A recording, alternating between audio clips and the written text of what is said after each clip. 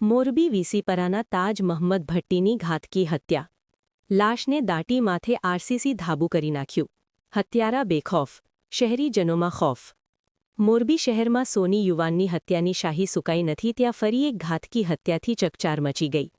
Morbi વીસીપરા Vavdi road પર રહેતા તાજ મહંમદ ભટ્ટી તારીખ 19ના રોજ મોરબી સેવા સદનથી ગુમ થયેલ, જેની સ્વિફ્ટ કાર પણ ત્યાંથી રેઢી મળી આવેલ. ત્યારબાદ પરિવારજનોએ શોધખોળ કરવા પોલીસમાં અરજી આપી હતી. ત્યારે 5 દિવસ બાદ તાજ મહંમદ ભટ્ટીની પીપળી પાસે કારખાનામાં દાટી દીધેલી હાલતમાં હત્યા કરાયેલ લાશ મળી આવતા ચકચાર મચી ગઈ છે. મોરબી જેતપુર રોડ પર પીપળી પાસે આવેલા કારખાનામાં હત્યા કરીને લાશને દાટી ઉપર આરસીસી ધાબુ કરીને હત્યાના સગળ ન મળે તેવો પ્લાન રચ્યો હતો, પરંતુ પોલીસે ગણતરીના દિવસોમાં હત્યાનો પર્દાફાશ કરીને આરોપી હાથ વેંતમાં હોવાની ચર્ચા થઈ રહી છે. અઠવાડિયામાં બીજી ઘાતકી હત્યાથી શહેરીજનોમાં ફફડાટ ફેલાયો છે.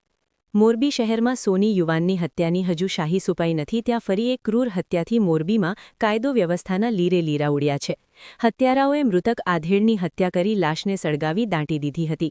કરપીણ હત્યાથી ફરી મોરબી શહેર હચમી ગયું છે.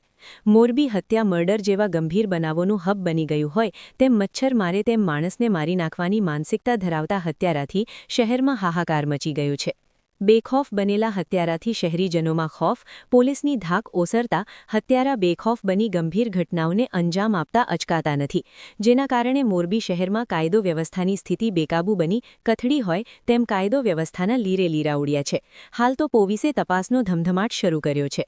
અત્રે ઉલ્લેખનીય છે કે મોરબી શહેરમાં તાજેતરમાં સોની યુવાનની તીક્ષ્ણ હથિયારથી ઘાતકી હત્યાના હજી પડઘા શાંત નથી પડ્યા ત્યાં ફરી એક ક્રૂર હત્યા